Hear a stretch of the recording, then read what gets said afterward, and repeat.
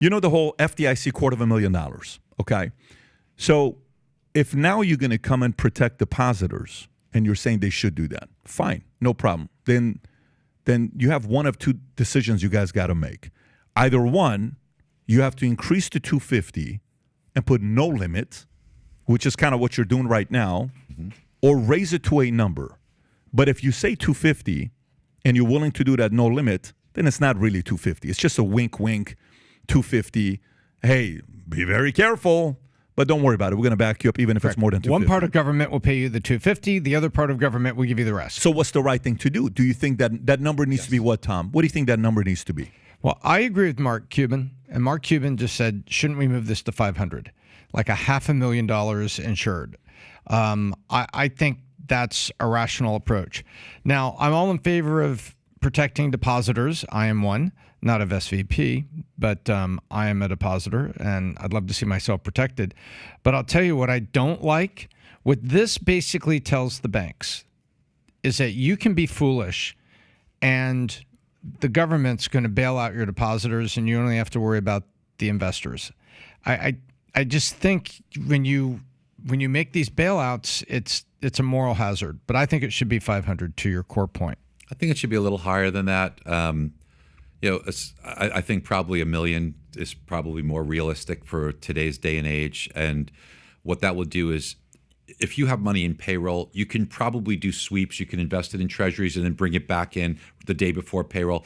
It is the digital age. You could do these things. However, $1 million would alleviate for small businesses the need to kind of go back and forth with more sophisticated banking. Well, you know how they say, like, to make six figures ain't what it used to be, right? So to use that analogy, when did the FDIC $250,000 limit come into effect? How long ago was that? Do we know? Can we Google that?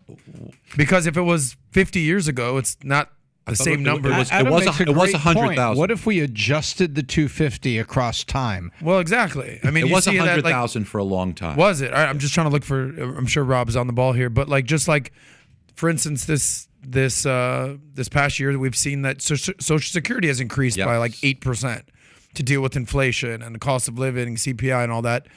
I'm wondering if that same metaphor could be used for the FDIC.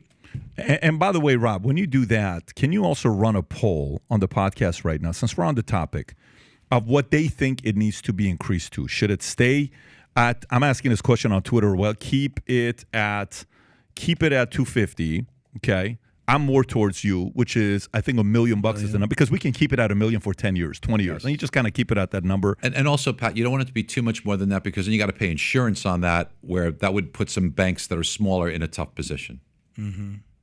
And you bring up a good point there, Barry. A lot of these bank accounts are companies, businesses. I don't know too many just average Joes just with $250,000 in the bank, baby, $1 million in the bank. But a lot of these are companies that don't want to diversify. Imagine if you're a company with $5 million in assets. You don't want to deal with 10 different banks.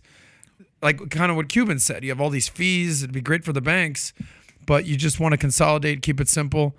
That's a good point right there. Especially if it's payroll that you're dealing with. Mm-hmm. Again, you could avoid that by putting it in treasuries and back and forth, but that puts strain on a small company. You got a bookkeeper or one. If you're a company with 15, 20 people, it's not easy. Also in treasuries, isn't there sort of a lockup period? You can't just. You can do it where it can match your payroll periods. You could stagger it. Yeah, but that's where it gets very complicated. Yes. Yeah. Exactly. Keep it simple, Stu. Put the KISS principle. So if you like this clip and you want to watch another one, click right here. And if you want to watch the entire podcast, click right here.